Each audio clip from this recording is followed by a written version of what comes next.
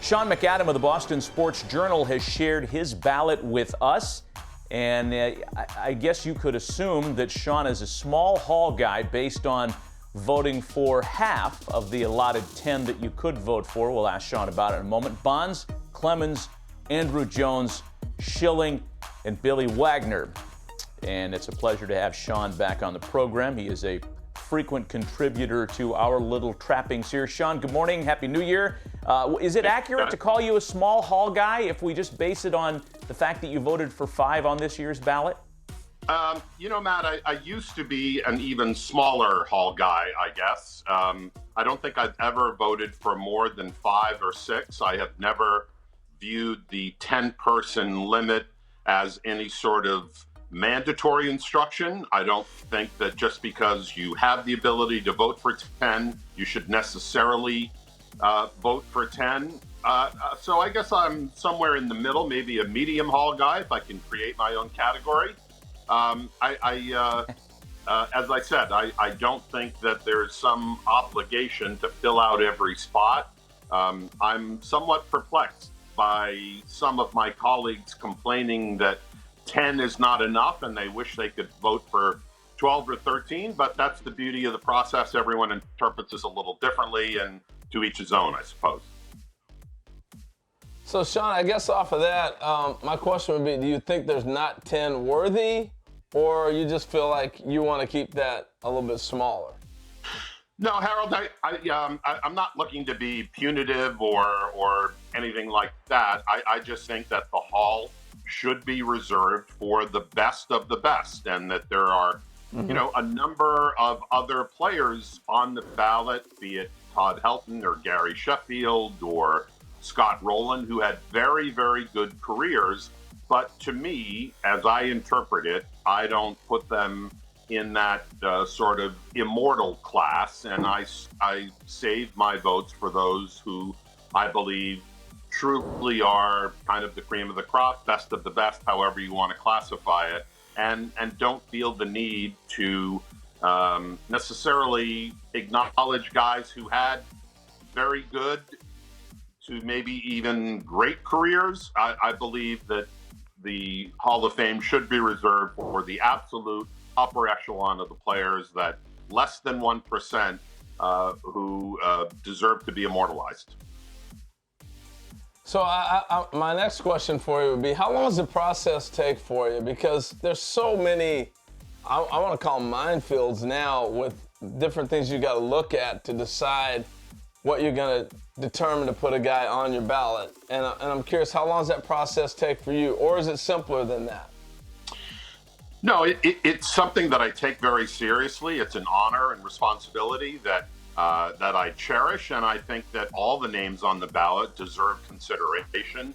I think it's also fairly obvious as you look at a ballot for the first time that you can eliminate some.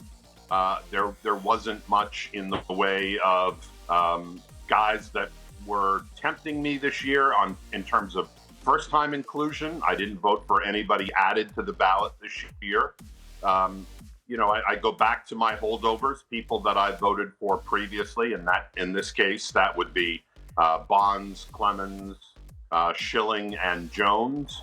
I am open, as you might see, to adding players for whom I have not voted previously. I know that upsets people. You often get the rejoinder, oh, I don't think Billy Wagner had any more saves since last January, so why is he on this year and he wasn't last year? The fact of the matter is that, we look at players through a different lens all the time. There are new tools, there are new metrics, there are analytics, there are ways to evaluate players now that there weren't even a few years ago. And giving a closer look to Wagner and where he stands in terms of his strikeout per 9 innings rate, his batting average against, some of the numbers that are just completely dominant, his whip, all 3 of those, he has the lowest figure of any reliever with 750 more innings in the modern era. And to me, that deserves a place in Cooperstown. So, it's not as if I carve out, an hour, 90 minutes, a couple hours to sit down and pour through. I think it's something that's on my mind from the time the ballot is announced and mailed, and you're thinking about it But when it comes down to actually checking the names, yeah, you bore in a little bit more and pay more close attention to the numbers and make your final determination. That is a well-presented argument, as always, from you, Sean, on Wagner, and I'm a Wagner guy as well. I couldn't agree more with you on his candidacy.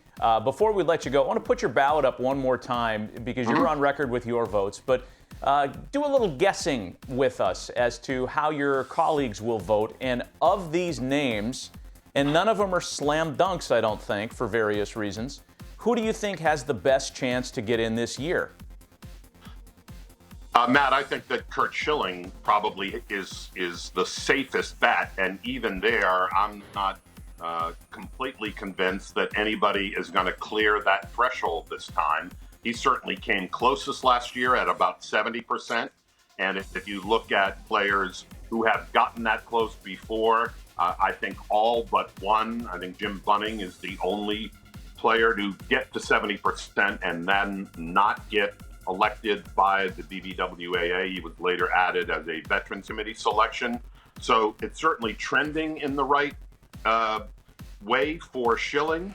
But as we know, his candidacy is problematic for some, given his public commentary, and that may cost him the needed boost that he needs to get from 70 to 75%.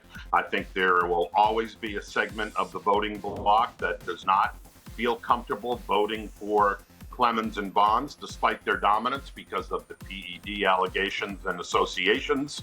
And certainly Jones and Wagner have too much to make up based on their vote total from a year ago. So I don't have much hope that either of them will make it this year. I'd say there stands a chance that no one gets elected this year. If anybody does, I would expect it would be Schilling.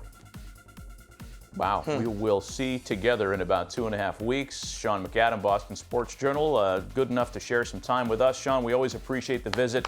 Thanks for the time.